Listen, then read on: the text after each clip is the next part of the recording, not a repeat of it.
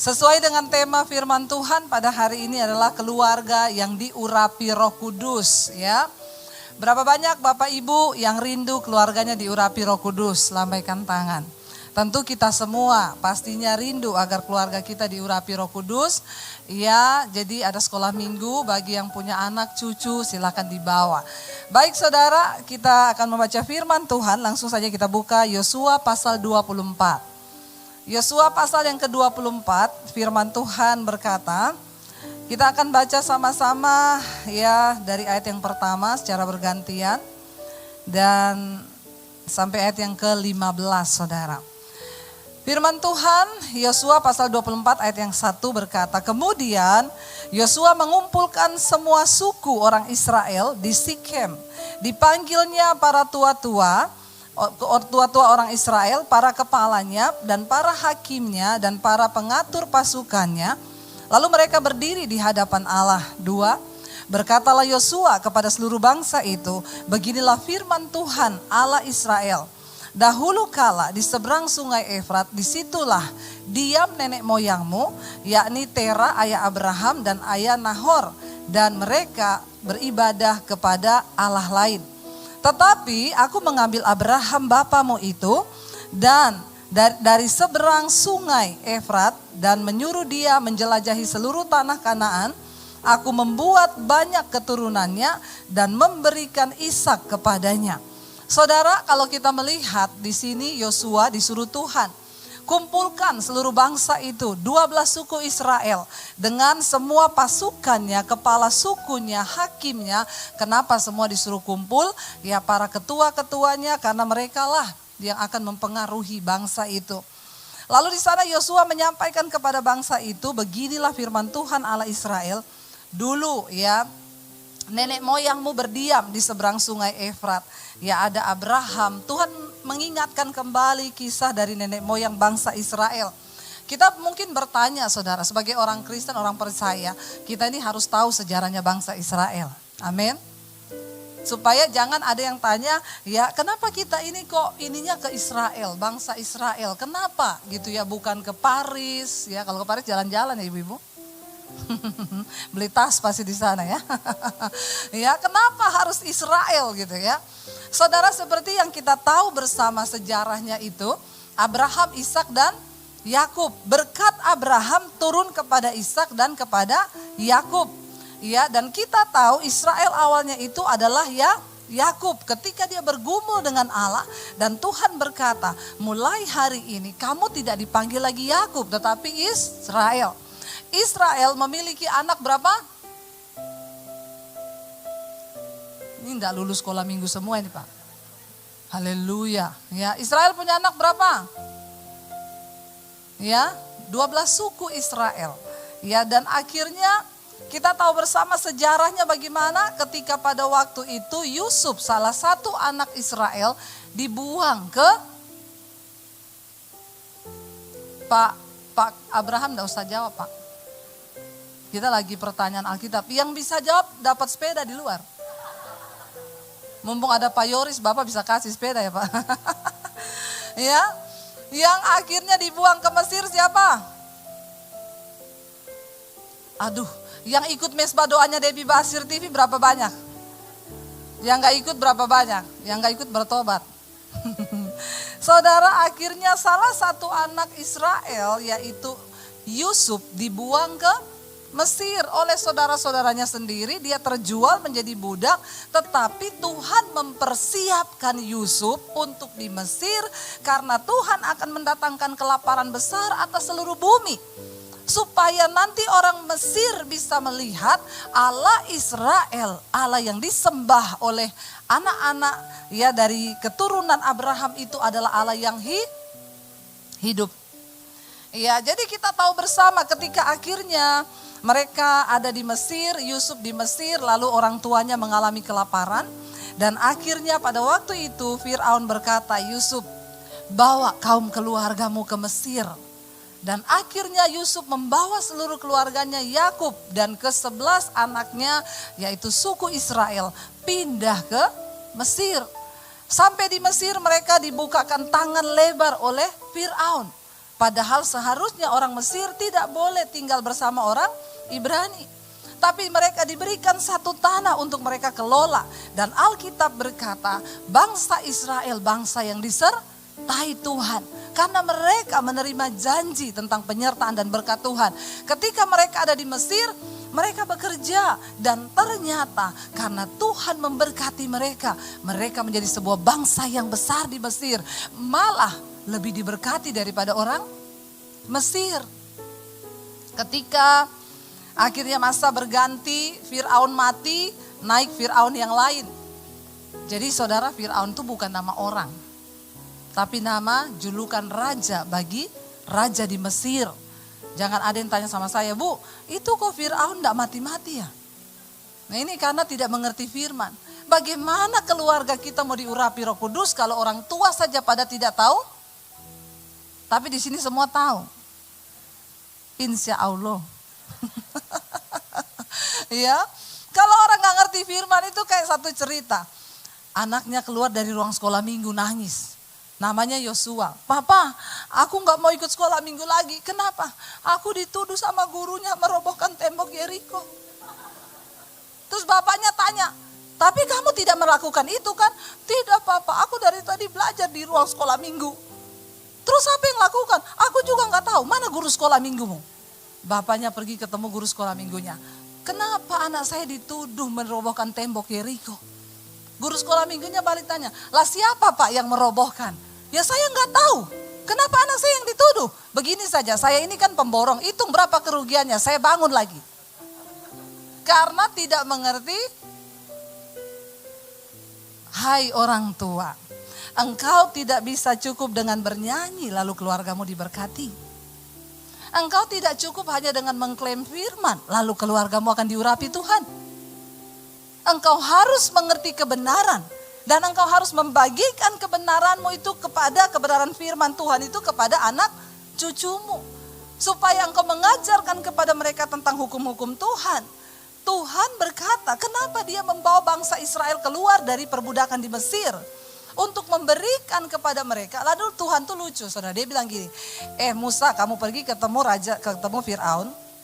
Kamu bilang, beginilah firman Tuhan, hai Fir'aun. Aku akan membawa bangsa ini keluar dari perbudakan di Mesir. Membawa mereka ke tanah perjanjian. Tapi Tuhan berkata, tapi Fir'aun tidak akan mengizinkan engkau.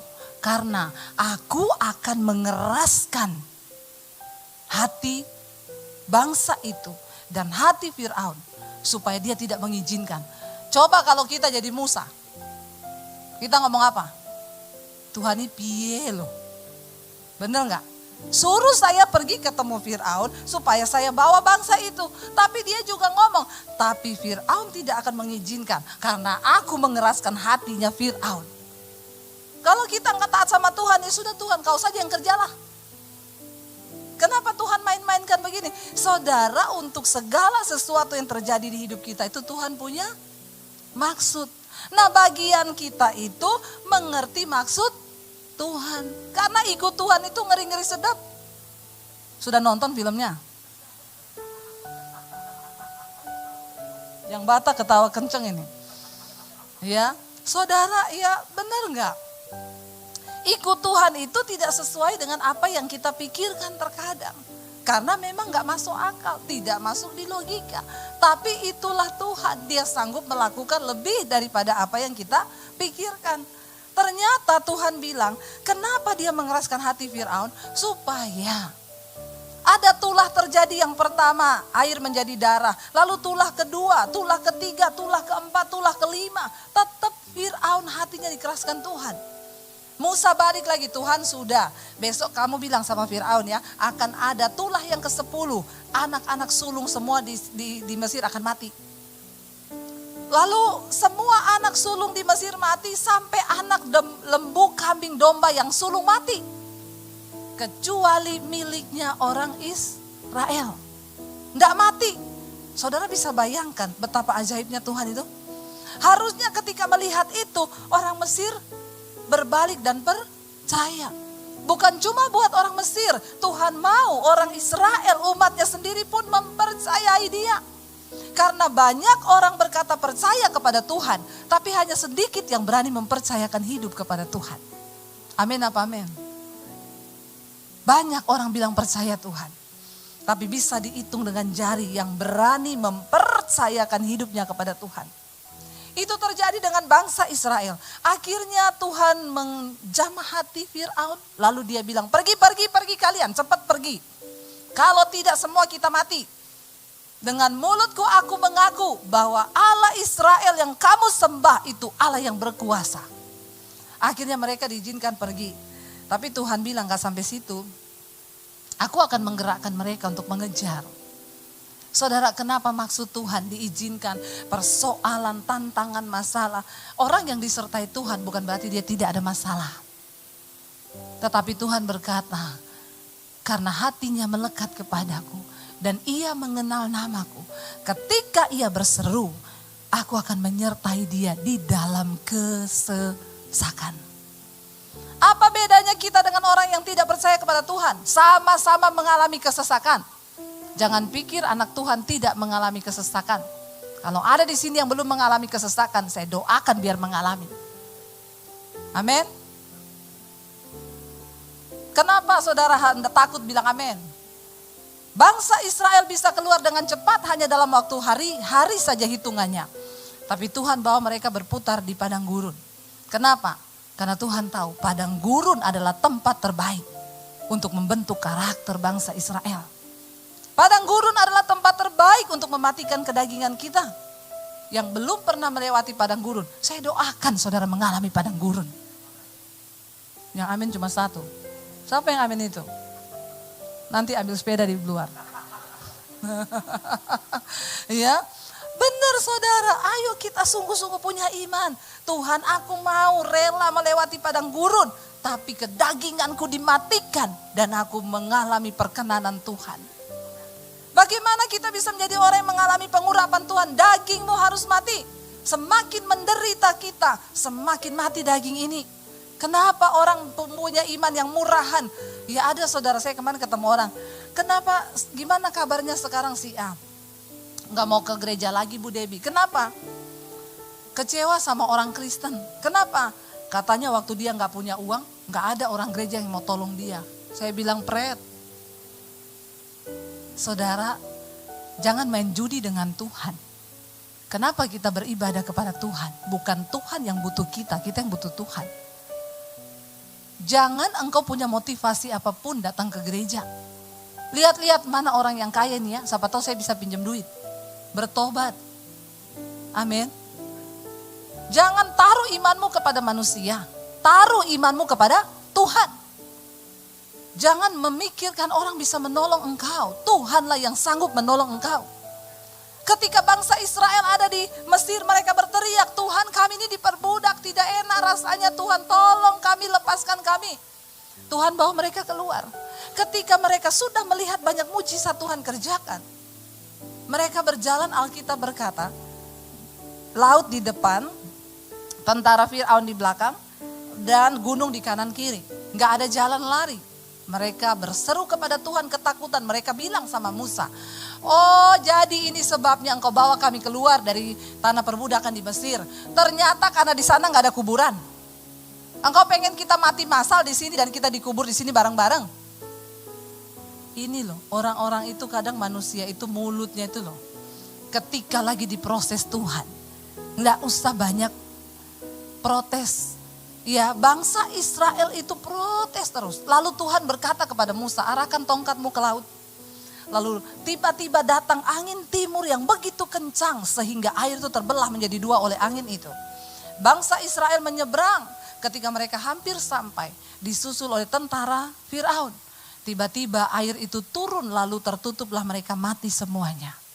Kenapa mereka mati binasa? Karena hatinya keras, tidak mau bertobat. Saudara, kalau hatimu keras dan tidak mau bertobat, awas saja, hati-hati. Saya bukan mengancam, tetapi harusnya saudara terancam. Benar gak? Halo, mari kita sungguh-sungguh menyerahkan hidup kita kepada Tuhan.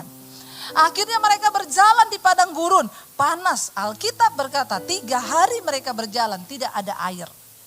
Saudara bisa bayangkan panas, terik, tidak ada air, mau mati rasanya. Ketika mereka sampai di Mara, ada mata air. Ketika orang melihat ada mata air 3 hari tidak minum itu harapannya apa? Waduh, minum. Ya wes, air minum. Begitu mereka minum, airnya rasanya pahit. Marah lagi enggak? Kecewa lagi enggak? Semakin engkau bersungut-sungut, semakin Tuhan bikin-bikin. Air itu pahit. Marah lagi bangsa itu. Mereka bilang sama Musa, Musa, kita ini mending mati di Mesir. Tapi matinya kita di depan kuali isinya daging dan roti. Walaupun kita diperbudak, tapi kita makan enak. Mereka tuh cuma pikir daging, daging, dan daging. Betapa banyak sekarang orang Kristen hidupnya cuma mikirin daging tok. Nggak mau menderita. Kenapa? Karena daging berteriak. Mereka lebih suka tinggal dalam kenyamanan di dalam perbudakan. Yang penting dagingnya enak. Dia bilang mending aku mati di Mesir. Tapi matinya di depan kuali yang isinya daging dan roti. Daripada mati di padang gurun, mati lapar. Kenapa engkau bawa kami keluar dari Mesir? Untung bukan saya yang jadi Tuhan. Saudara bisa bayangkan kadang-kadang Tuhan tuh geleng-geleng kepala sama kita ini, benar nggak? Ya, sama Tuhan itu kita ini udah nggak tahu apa-apa, protes terus. Gini bukannya duduk, Tuhan maksudmu tuh apa ya Tuhan? Bayangkan jalan di depan ada air 3 hari nggak minum, tapi karena sepanjang jalan mereka bersungut. Tidak percaya juga. Bayangkan kalau siang ada tiang awan, mereka nggak kepanasan. Kalau malam ada tiang api, mereka nggak kegelapan dan nggak kedinginan. Kurang apa untuk mempercayai Tuhan coba? Ketika ketemu air, airnya pahit. Mereka marah berseru. Musa ngomong, Tuhan yang bawa mereka ini engkau loh Tuhan. Aku ini disalahkan sama mereka. Tunjukkan kuasamu supaya mereka percaya. Tuhan bilang itu ada sepotong kayu, ambil, lempar dalam air itu. Musa lemparkan itu, lalu Musa bilang minum. Ketika diminum jadi es. Enggak. Oh sedap, 3 hari jalan di padang gurun tidak ada air, dapat es teh. Nggak usah tanya gulanya dari mana. Itu urusan Tuhan dan tidak dicatat di Alkitab. Tapi Tuhan maha bisa, dia rubah air yang pahit jadi manis. Dapat kekuatan mereka, energi dapat. Bukannya bersungut. Akhirnya saudara ya dikatakan di sana. Kita lanjut ya, nanti ini nggak baca-baca Alkitab, nanti tahu-tahu waktunya habis nih. Kita baca ayat yang keempat sekarang. Firman Tuhan berkata di sana, ya jadi kisah ini, saya mau terangkan ini tadi. Kisah ini ada karena mereka ini mulai meninggalkan Tuhan. Lalu Tuhan panggil Yosua, kamu kumpulkan mereka semua, ingatkan segala perbuatan-perbuatanku yang ajaib. Lalu tanya kepada bangsa ini, mereka mau beribadah kepada siapa? Kepada Ishak kuberikan Yakub dan Esau. Kepada Esau kuberikan pegunungan Seir dan menjadi miliknya. Sedangkan Yakub serta anak-anaknya pergi ke Mesir. Itu cerita tadi ya, gara-gara Yusuf. Lalu aku mengutus Musa serta Harun dan menulahi Mesir seperti yang kulakukan di tengah-tengah mereka. Kemudian aku membawa mereka keluar. Ayat 6. Setelah aku membawa nenek moyangmu keluar dari Mesir dan kamu sampai ke laut. Lalu orang Mesir mengejar nenek moyangmu dengan kereta dan orang berkuda ke laut Teberau. Lalu ayat yang ke-7. Sebab itu berteriak-teriaklah mereka kepada Tuhan. Maka diadakannya gelap dengan antara kamu dan orang Mesir itu. Ya, dan didatangkannya air laut atas mereka sehingga mereka diliputi dan matamu sendiri melihat. Matamu sendiri telah melihat apa yang kulakukan terhadap Mesir. Sesudah itu kamu lama diam di padang gurun. Urusan Tuhan membawa bangsa itu berputar ketika mereka keluar. Harusnya kan mereka hanya menjalani beberapa hari saja untuk berjalan. Tetapi Tuhan bawa mereka berputar melalui padang gurun. Menghindari negeri orang Filistin. Karena Tuhan tahu kalau mereka lewat orang Filistin. Lalu mereka diperangi oleh orang Filistin. Mereka balik lagi ke Mesir. Ini akibatnya orang Kristen tuh banyak begitu. Mau tobat nih, lewat jalan. Ketika lewat padang gurun, ketemu tantangan, balik lagi ke Mesir. Saya mau tobat bu, keluar dari perselingkuhan. Tapi istri cerewet 1 kali, balik lagi ke selingkuhannya. Nggak usah angkat tangan. Halo, Ada orang yang sudah niat, aku mau keluar dari kenajisan Bu, saya ini melakukan sesuatu yang kotor. Tapi ketika menghadapi tantangan, balik lagi ke situ. Jatuh lagi ke dosa yang sama. Karena banyak kodok, gandul-gandul di kaki. Khotbah saya minggu lalu ya. Lalu saudara, akhirnya Tuhan bilang, matamu sendiri melihat. Lalu sudah itu kamu lama berdiam di padang gurun. Lama itu urusan mereka. Urusan Tuhan bahwa mereka berputar tidak melewati orang Filistin. Ya itu urusan Tuhan. Tapi urusan mereka terputar-putar 40 tahun. Itu karena kebodohan mereka. Lalu ayat berikutnya, ayat yang ke-8 berkata, aku membawa kamu ke negeri orang Amori yang diam di seberang sungai Yordan. Dan ketika mereka berperang melawan kamu, mereka kuserahkan ke dalam tanganmu. Sehingga kamu menduduki negerinya, sedang mereka ya kupunahkan di depan kamu loh, kata Tuhan. Mereka aku punahkan di depan kamu. Ayat yang ke-9 ya di sana dikatakan, ketika itu Balak bin Sipor raja Moab bangkit berperang melawan orang Israel. Disuruhnya memanggil Bileam bin Beor untuk mengutuki kamu. Karena apa yang dia katakan itu pasti terjadi. Tapi Tuhan berkata ayat yang ke-10. Tetapi aku tidak mendengarkan Bileam. Sehingga ia pun tidak mengutuki kamu. Tetapi memberkati kamu. Padahal dia disuruh untuk mengutuk. Tapi mulutnya yang keluar berkat. Bagi bangsa Israel. Demikianlah aku melepaskan kamu dari tangannya. Kurang apa? Tuhan ingetin semua nih kebaikan-kebaikan Tuhan. Ayat yang ke-11 berkata, ayat yang ke-11. Setelah kamu menyeberangi sungai Yordan dan sampai ke Yeriko, berperanglah melawan kamu warga-warga kota Yeriko. Ada orang Amori, orang Feris, orang Kanaan, orang Het, orang Girgasi, orang Hewi, dan orang Yebus. Tetapi mereka itu kuserahkan ke dalam tanganmu. Siapa yang menyerahkan? Tuhan. Lalu ayat yang berikutnya, ayat yang ke-12. Ini Tuhan ungkit semua nih apa yang dia pernah lakukan. Kemudian aku melepaskan ya tabuhan mendahului kamu. Dan binatang-binatang itu menghalau mereka dari depanmu.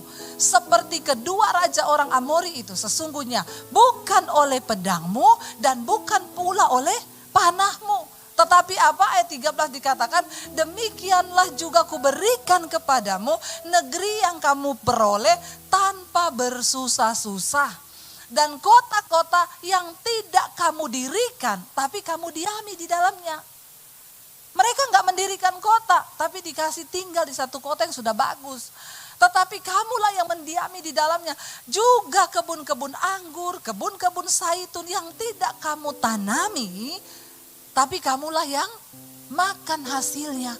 Tuhan tuh ngomong, kurang apa coba? Kurang apa kebaikan Tuhan? Ayat yang ke-14. Lalu Yosua tampil dan berkata, disuruh Tuhan.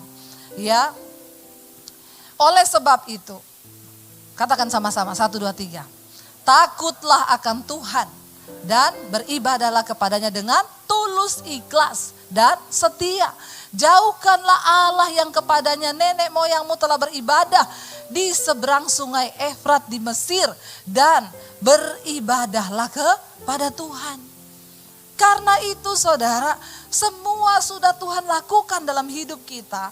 Cuma satu yang Tuhan minta, takutlah akan Tuhan.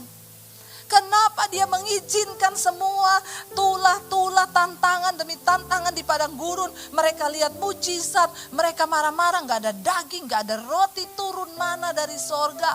Burung puyuh datang, kurang apa coba.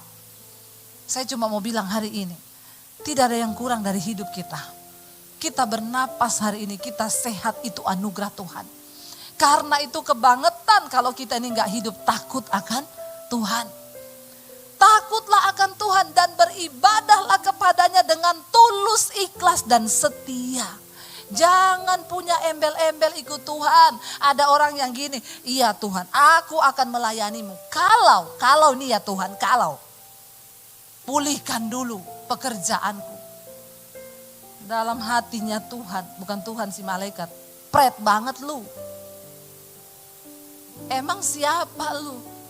Bukan Tuhan yang butuh kita saudara. Kita ini yang butuh Tuhan. Kenapa? Tanpa Tuhan kita gak bisa hirup napas. Amin. Ditutup aja lubang hidung kita hari ini, mati kita. Amin apa amin? Jadi jangan sombong dengan hidup ini. Mari rendahkan diri di bawah tangan Tuhan yang kuat. Hidup takut akan Tuhan. Beribadah kepadanya dengan tulus. Tidak usah punya embel-embel. Tuhan kalau begini, kalau begitu maka aku akan begini. Datang ke gereja itu dengan ketulusan. Bukan berharap nanti ada orang gereja tolong saya bayar utang. Ini orang-orang Kristen tuh punya hobi tuh begitu. Ya, bertobat saudara. Saya mau bersaksi kepada saudara. Saya ikut Tuhan ini padang gurun terus. Dari dulu padang gurun terus. Berapa kali kami tidak punya uang. Mungkin saudara sudah pernah dengar kesaksian saya dikejar debt collector. Saudara, Tuhan izinkan semua. Saya jalani dengan nangis di kaki Tuhan. Karena saya gak bisa bayar cicilan rumah. Saya gesek kredit card untuk bayar cicilan rumah. Berbunga gak bisa bayar. Dikejar debt collector, diteriakin. Ya, nggak malu pendeta nggak bayar utang. Yang undang saya gereja-gereja dihubungi, diomongi. Suruh Ibu Dewi Basir tuh bayar utangnya. Malu nggak saudara? Malu saya. Teman saya telepon, Bu, ada debt collector telepon ke gereja kami. Ibu suruh bayar utang. Saya masuk di kamar, saya menangis saudara. Saya bilang, Tuhan, kenapa Engkau izinkan ini? Aku nih hamba-Mu. Aku malu Tuhan.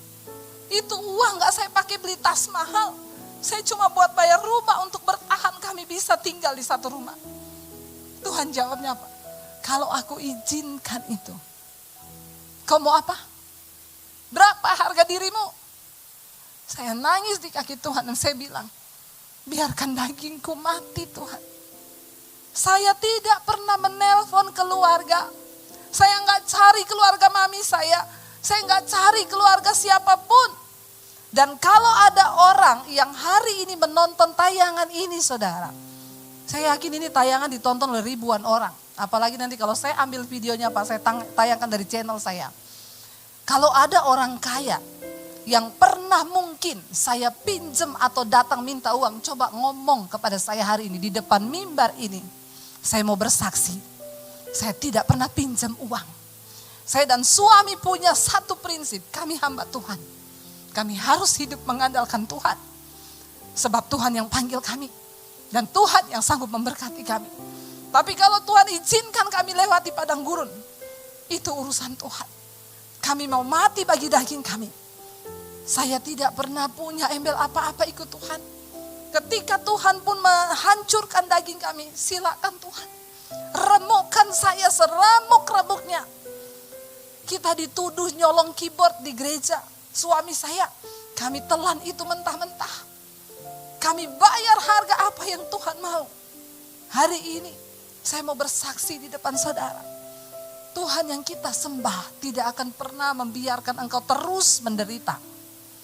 Ada waktunya Tuhan akan angkat hidupmu. Saya mau bersaksi kepada saudara hari ini, kami sangat diberkati Tuhan. Kami sangat dicukupkan Tuhan. Apa yang tidak pernah kami lihat, apa yang gak pernah kami dengar, itu yang Tuhan sediakan. Bahkan hari ini, Tuhan izinkan kami bisa bangun udah puluhan gereja di desa-desa. Itu bukan untuk kemuliaan kami saudara, tapi semua untuk Tuhan. Saya cuma mau bilang, akhirnya saudara, ayat ini berkata, ayo jangan pernah menuntut Tuhan apapun.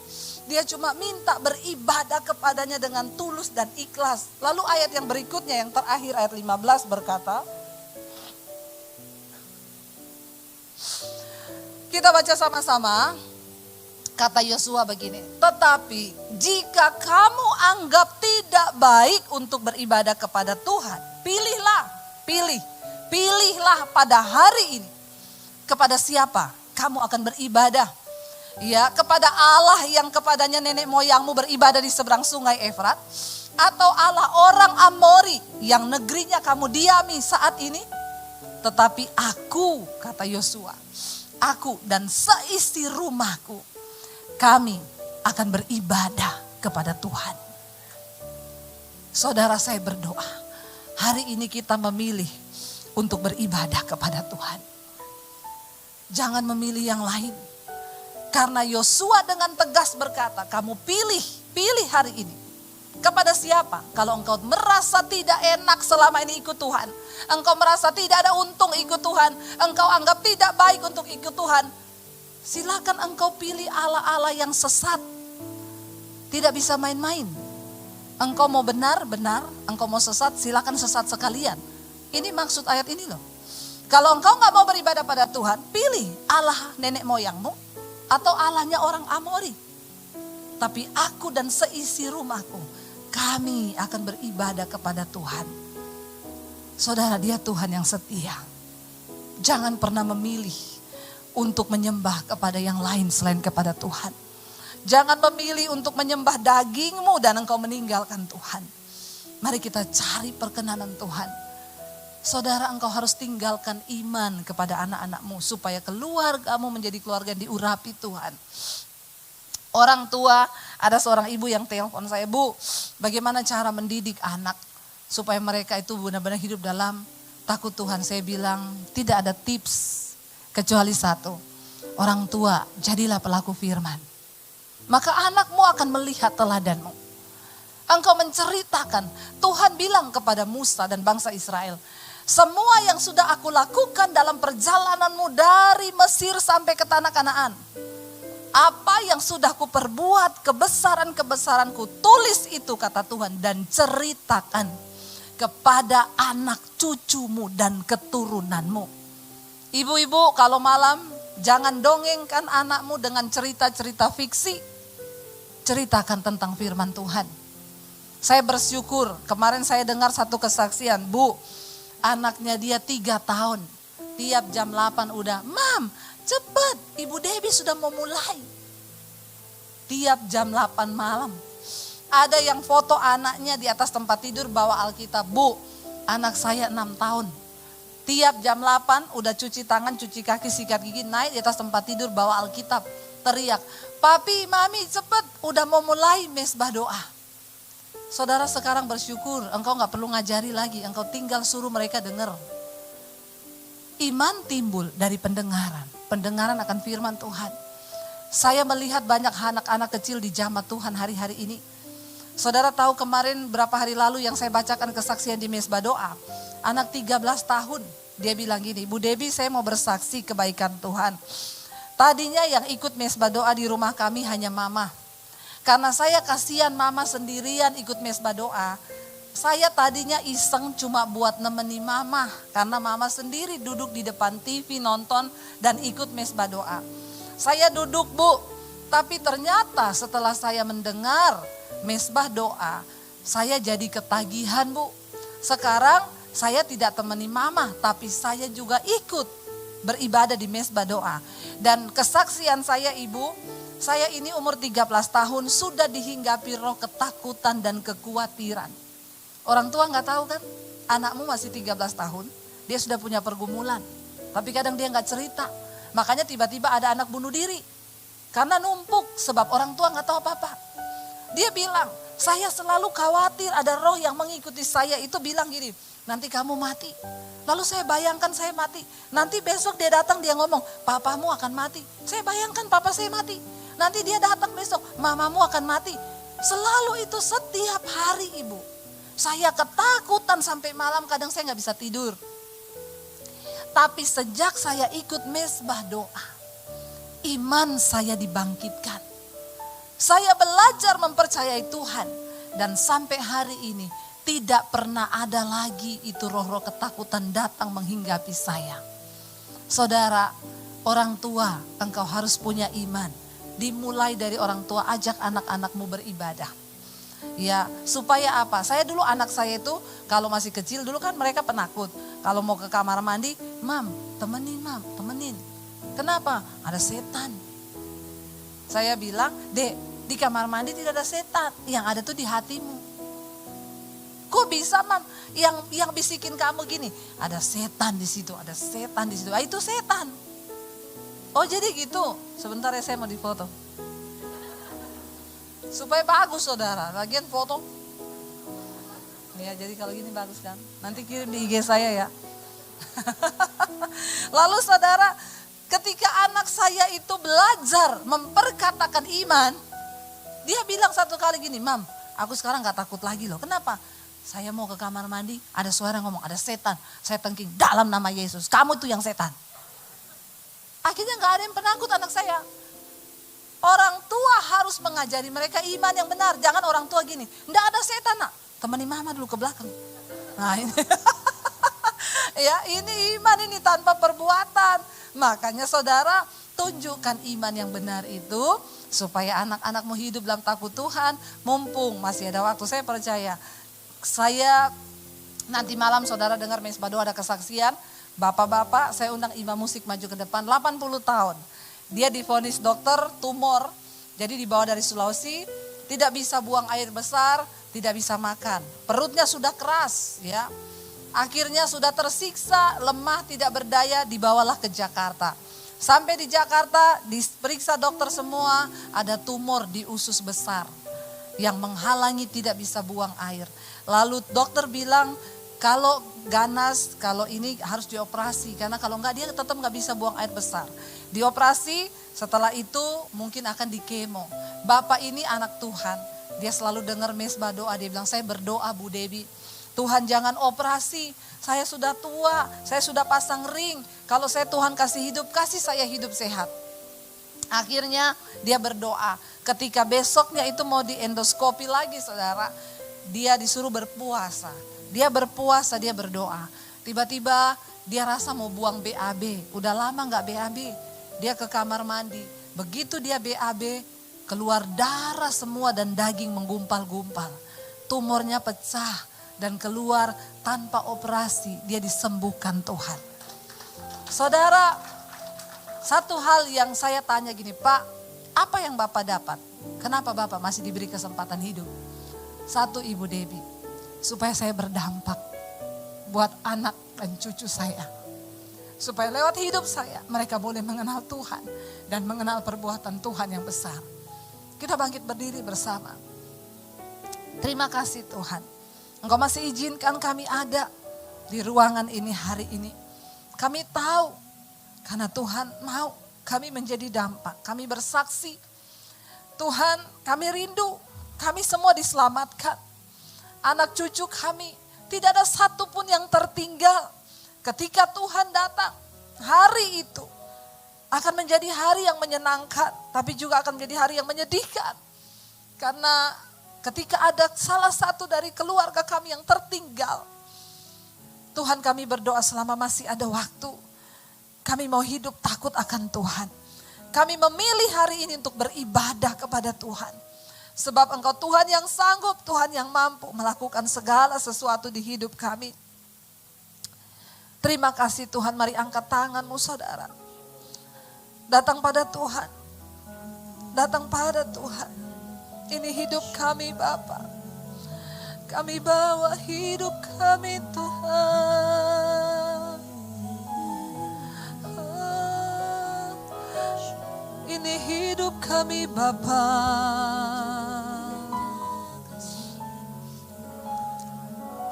Kami tetapkan hati kami untuk terus percaya kepada Tuhan.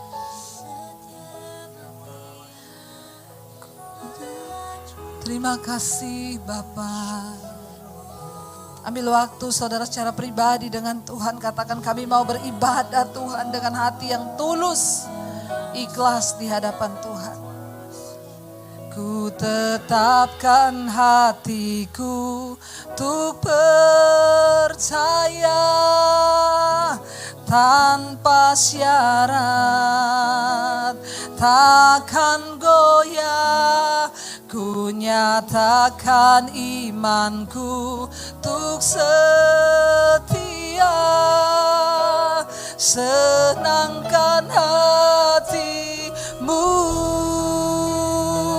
Sekali lagi katakan, ku tetapkan Tuhan, ku tetapkan hatiku untuk percaya tanpa syarat, takkan goyah. Ku nyatakan imanku untuk setia.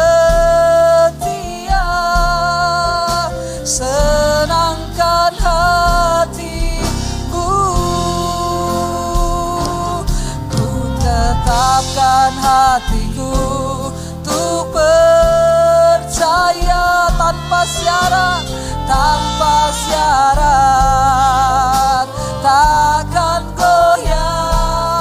Ku nyatakan imanku untuk setia, senangkan hatimu. Kami tetapkan hati kami untuk beribadah dan percaya kepada Tuhan tanpa syarat, hanya dengan ketulusan dan iman yang murni. Tuhan, lakukan bagian-Mu dalam hidup kami. Kami mengucap syukur di dalam nama Tuhan Yesus. Segala pujian, hormat, kemuliaan hanya bagi Tuhan. Yang percaya diberkati, katakan bersama. Amin.